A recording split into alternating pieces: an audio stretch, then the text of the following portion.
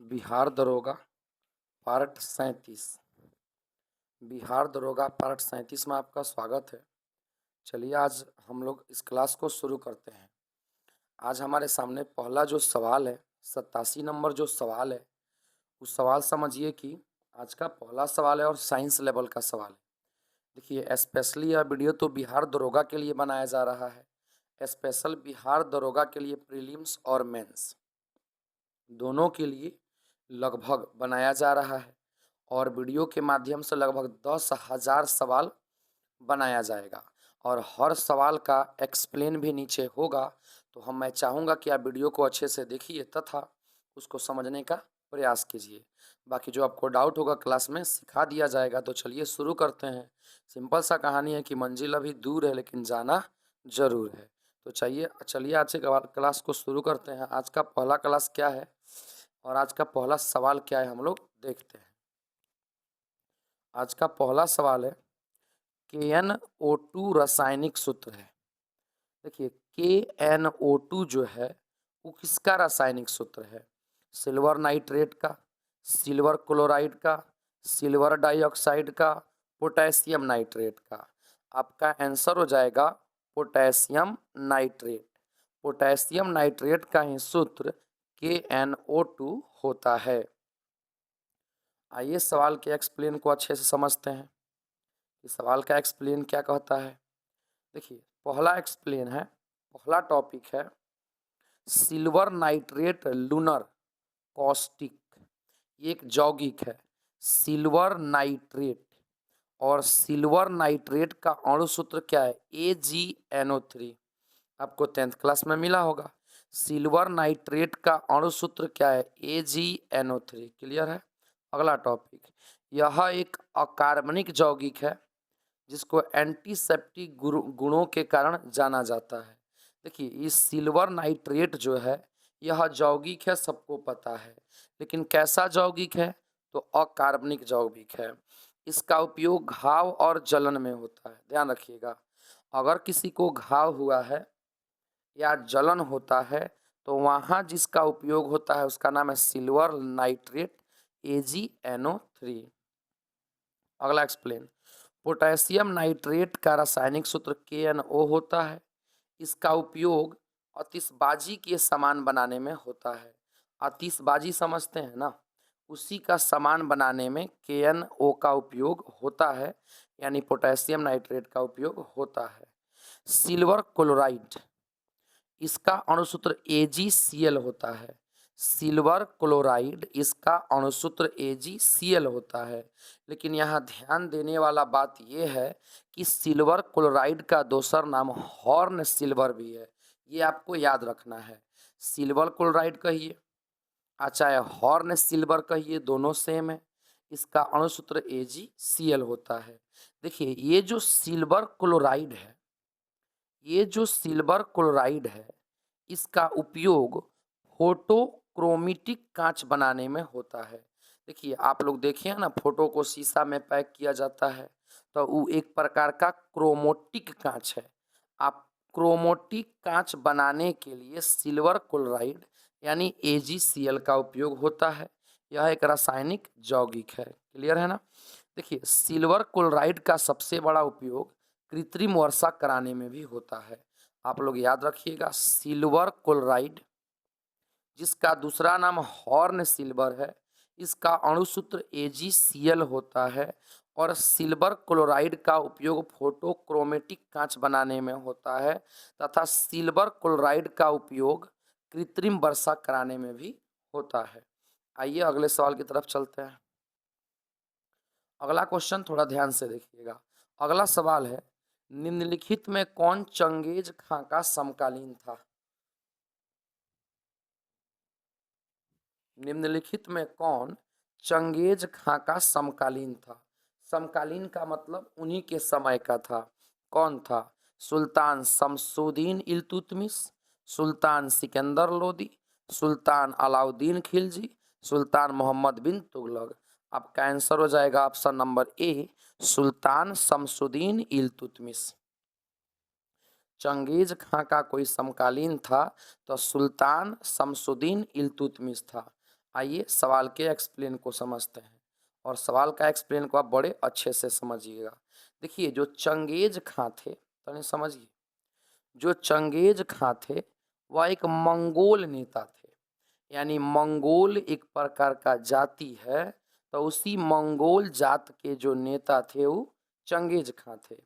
यह निर्दयी, अनुशासित, शक्तिशाली, चतुर शासक था। यानी चंगेज खां जो था वो मंगोल नेता था, मंगोल शासक था, तो लेकिन बड़ा खराब था, शक्तिशाली भी था और चालाक भी था। क्लियर है। अगला टॉपिक, चंगेज खां से बचने के लिए ख्वारिज्म के सम्राट जलालुद्दीन को इल्तुतमिश ने अपने यहाँ शरण दी थी। देखिए ख्वारिज्म के जो सम्राट थे, थोड़ा इस चीज को समझिए अच्छे से, जो ख्वारिज्म के सम्राट थे जलालुद्दीन, जो ख्वारिज्म के सम्राट थे जलालुद्दीन, वो चंगेज खां से डरते थे।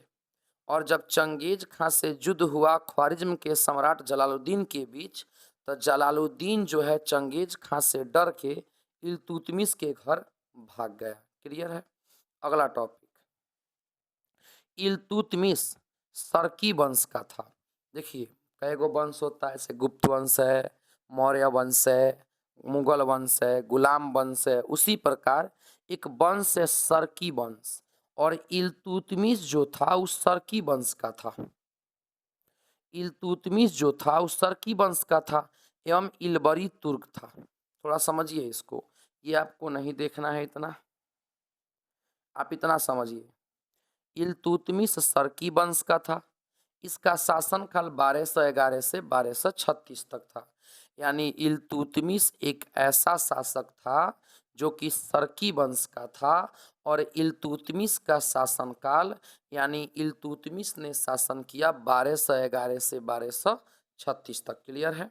अगला टॉपिक, इल्तुतमिश ने अपनी राजधानी लाहौर से दिल्ली में स्थापित किया। देखिए जो इल्तुतमिश है उसने अपना राजधानी लाहौर से दिल्ली कर लिया। क्लियर है। अगला, इसी के समय भारत पर मंगोल आक्रमण भी हुआ था। देखिए भारत पर मंगोलों का जब आक्रमण हुआ, मंगोल एक जाति है, तो भारत पर मंगोल का जब आक्रमण हुआ तो किसके समय हुआ? भारत में मंगोल पर आक्रमण चंगेज खां ने किया था। क्लियर है। अगला टॉपिक, अलाउद्दीन खिलजी। देखिए अलाउद्दीन खिलजी एक बहुत बड़ा शासक था। अलाउद्दीन जो खिलजी था ना, उसका शासनकाल 1296 से 1316 तक था। यानी अलाउद्दीन खिलजी ने शासन किया है 1296 से लेके 1316 तक। खिलजी वंश का प्रमुख शासक था। इसके द्वारा उत्तर भारत के राज्यों को जीतकर दिल्ली सल्तनत में शामिल किया। देखिए जो अलाउद्दीन खिलजी था ये खिलजी वंश का था, याद रखिएगा। अलाउद्दीन जो खिलजी था वो खिलजी वंश का था, और अलाउद्दीन खिलजी का शासनकाल 1296 से 1316 था। और इसने क्या किया था कि उत्तर भारत के सभी राज्यों को जीतकर दिल्ली में शामिल कर लिया। आपसे एक सवाल पूछेगा कि उत्तर भारत के राज्यों को जीतकर दिल्ली में शासन करने वाला कौन था, तो वो था अलाउद्दीन खिलजी।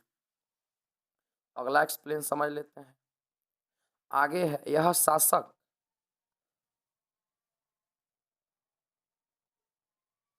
अगला टॉपिक समझ लेते हैं।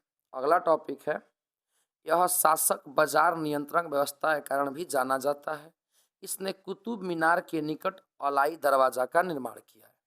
देखिए जो अलाउद्दीन खिलजी है उसने अलाई दरवाजा का निर्माण कराया है। थोड़ा समझिए, ये अलाई दरवाजा कहाँ है, तो कुतुब मीनार के पास है। कुतुब मीनार के पास कौन सा दरवाजा है, तो अलाई दरवाजा है, और अलाई दरवाजा का निर्माण अलाउद्दीन खिलजी ने कराया था। क्लियर है। अगले एक्सप्लेन को समझते हैं। अगला एक शासक का नाम आ रहा है सुल्तान मोहम्मद बिन तुगलक। आप लोग इसका नाम कहीं सुने होंगे। इस शासक का नाम हो सकता है कि आप लोग जरूर सुने होंगे।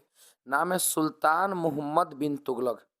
इनका शासनकाल 1325 से 1351 तक था।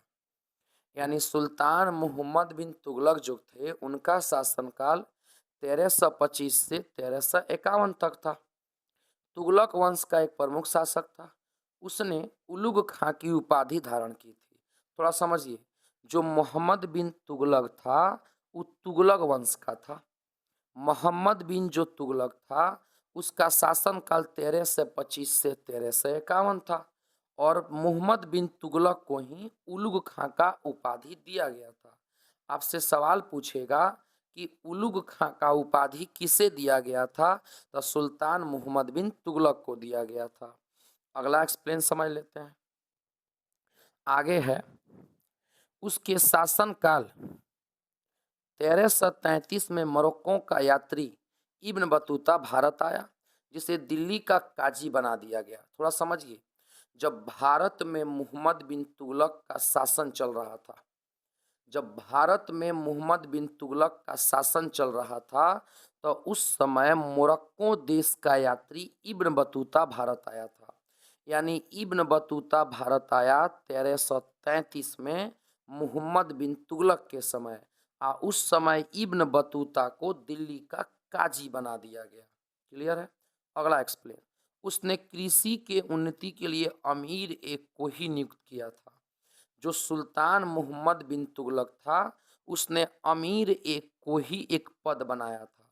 आपसे पूछेगा कि अमीर एक को ही नामक पद किसने बनाया, तो सुल्तान मोहम्मद बिन तुगलक ने बनाया। क्लियर है?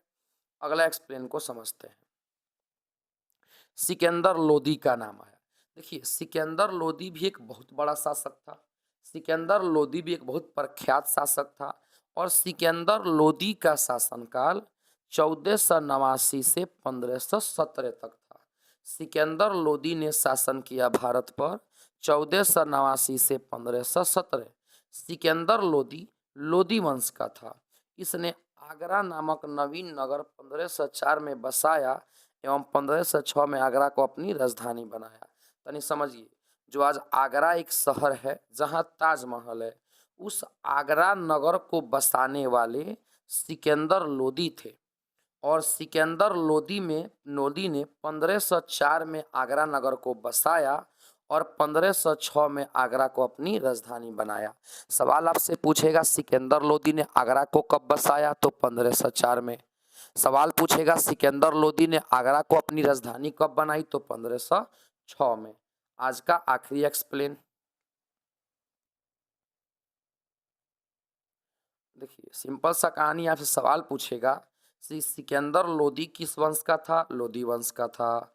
शासनकाल 1489 से 1517। आगरा बसाया 1504 में। आगरा को अपनी राजधानी बनाया 1506 में। तब तक के लिए जय हिंद। उम्मीद है कि वीडियो आपको समझ में आया होगा।